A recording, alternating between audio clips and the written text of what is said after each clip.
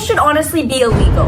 The learning is confusing, the students are chaotic, the teachers are unpredictable, the school lunch is literally radioactive, and the rules make zero sense. But to really understand how insane school is, we need to break it down piece by piece. And the first category of chaos, students. Starting with the teacher's pet. This kid lived to remind the teacher about the homework. He'd be packing up early, silently praying that the teacher would forget about the assignment. Because let's be honest, nobody did it. And the whole class would be in this unspoken agreement like, nobody breathe, nobody move, maybe we'll get away with it. But then, out of nowhere, you'd hear the most cursed sentence in the English language. Miss, aren't you collecting the homework? This would ensue instant betrayal, instant rage, and instant collective suffering. The entire class would just turn and stare at them so mad. You could just feel the hatred radiating throughout the room. And even the teacher would look surprised, like, oh, yeah, I forgot. We wanted you to forget, but, you know, Mr. Teacher Pet over there wouldn't let that happen. Then you had the kid that literally never showed up. They were essentially a ghost. They'd miss half the week, half the month, half the year, and suddenly just stroll into class like, hey guys, with no explanation. Like, where have you been? But then they'd sit down and open their binder, which literally had nothing in it, and yet they'd somehow still pass the class with like a 78. Meanwhile, I'm over here studying my butt off and barely passing. Like, it's unfair. Then we also had the smart kid. This kid was an entirely different species. Like, they were probably built in a science lab. They'd literally finish a 6-page test before you even got your pencil out. Like, you'd still be writing your name on the test and they'd be done handing it to the teacher already. And then they'd literally be complaining when they get a 98. They'd be like, oh, I'm so dumb. I got a 98, not an 100. I got a 34. Please. Then there was the kid whose entire personality was TikTok. This kid didn't even speak English. They exclusively spoke in brain rot. Like, they'd only ever communicate in memes and weird noises. You'd go and ask them a normal random question like, hey, what page are we on? And they'd always respond with something so unhinged like, 6, 7. And all you can do is smile and nod, but eternally you are cringing because, please stop! Now we have the class clown. They honestly carried the entire school. This kid risked detention, suspension, and possibly even jail time just to make us laugh. They'd fall out of their chair on purpose, make random noises during silent work, and do the most unnecessary stunts just to break the tension. And honestly, they were the only reason why school was tolerable at times, so you know what? Thank you. But I will say the class clown didn't help everyone because there was always that one kid that desperately did not want to be at school. They walked in every morning like they were being held hostage, backpack half open, hood up, and honestly, it looked like their soul was gone. Every class, they just sit down and sigh dramatically while looking at their watch, counting down the seconds. And they'd say things like, I'm so done! Meanwhile, it's literally only 8:15 a.m. and school started at 8.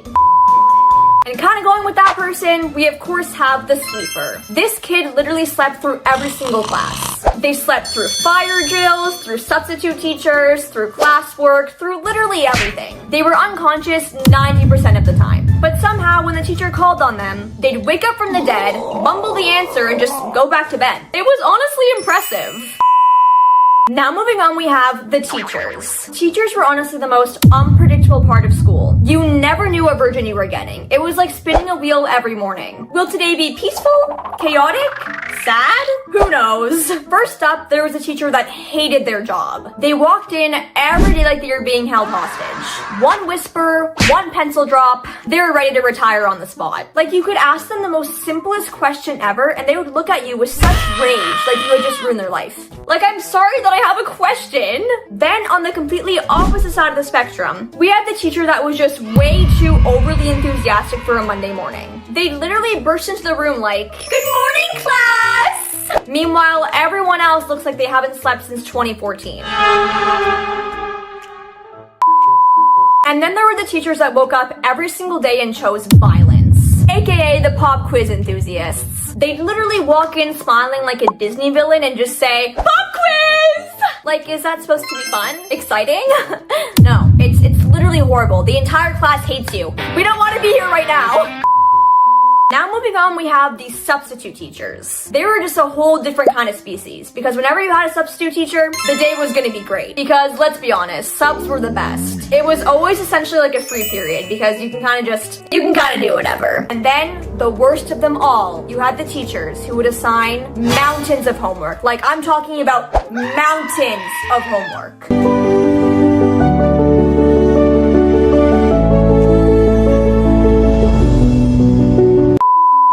They would literally act like their class was the only class that we had because they'd be assigning so much homework. Like, how am I supposed to get your homework done in all my other classes? You are not my only class! Anyway, if the teachers weren't unpredictable enough, the school rules were even worse. For example, we are never allowed to wear hoods up because apparently fabric is a threat. Teachers acted like the moment that hood went up, you were a criminal. You were going to jail. Like, okay, I'm sorry that I'm cold right now. Then of course we had the infamous no phone rule. Like you go to check your phone for 1 second and all of a sudden you're getting treated like a criminal. Meanwhile, the teacher's at their desk just on their phone on Facebook Marketplace. And then there was the no running in the halls rule. Like, I guess it could be a safety thing, but let's be so real. The break that we get between classes is not long enough. Like, how do you expect me to get from one side of the building all the way to the other side in time for my next class? It's nearly impossible, so of course I'm gonna have to run a little bit. But of course, because we're not allowed to run, the second your foot leaves that floor, you'll be yelled at. No running! Okay, Janet, but I'm gonna need more than just 1 second to get to my next class. I'm not the Flash. Name is Flash.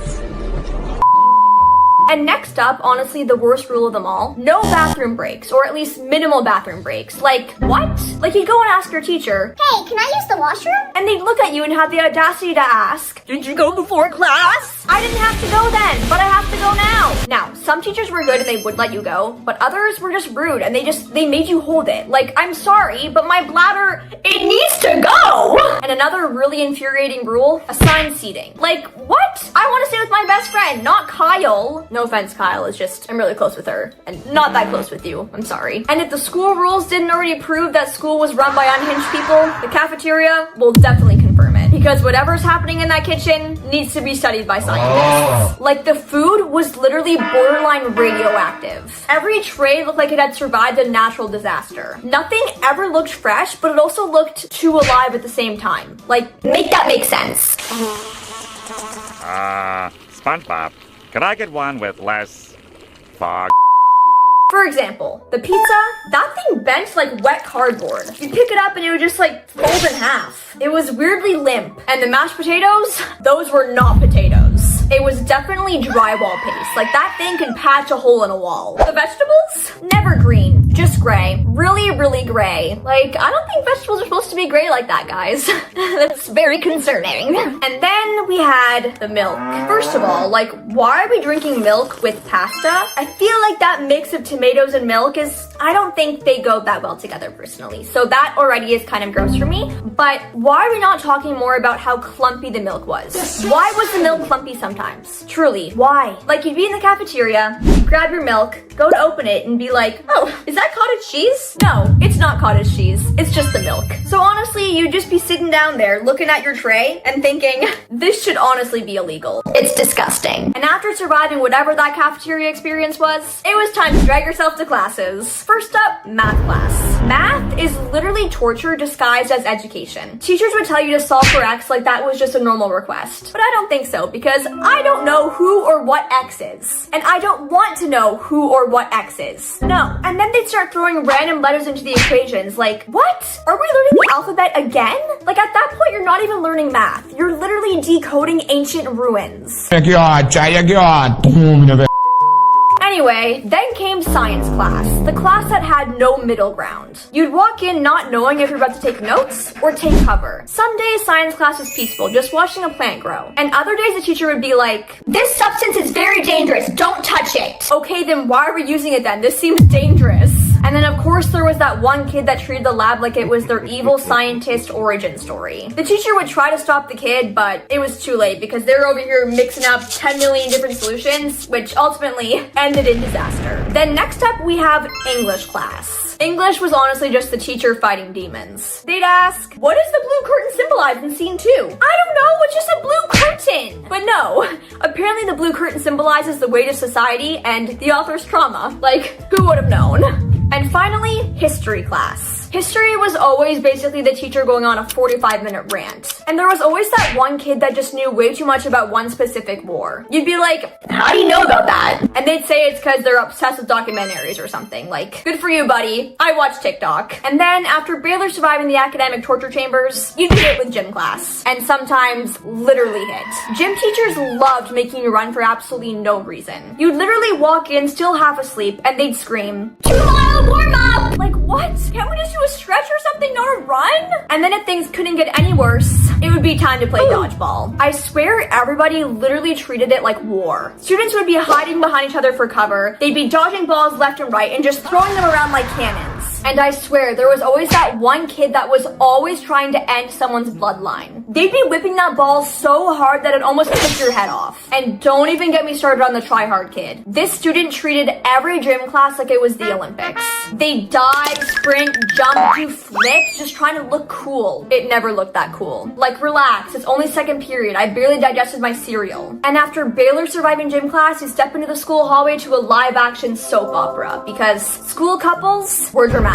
First, we'll start off with the cringy couple. You know, the ones calling each other Pinky in the school hallway? Yeah. You'd walk by them like, please stop, I'm going to vomit. Because they'd just be giggling and talking in baby voices like, please, just stop. Then we had the overly affectionate couple. They would hug for 45 minutes straight every period. They'd kiss left and right, hold hands like they were attached with super glue, and were honestly just always on each other. Next, we had the day couple. They'd start dating at 9 a.m. and then break up at 3 p.m. At lunch, they'd be like, We're soulmates. but by the last bell, it was no longer working out for them. Then there was the silent couple, the couple that literally never talked to each other. Like, they dated for 6 months, but never even exchanged a word. You'd ask if they're together and they just nod like NPCs. Like, do you even know each other's names? And finally, the on and off again couple. Like, one day they're dating, the next day they're broken up. Then they get back together again the next day. Then the next day they're broken up again. Then it's a never-ending thing. Like, are you together or are you not? They're like in a limbo state. But anyway, just when you thought school couldn't get any worse,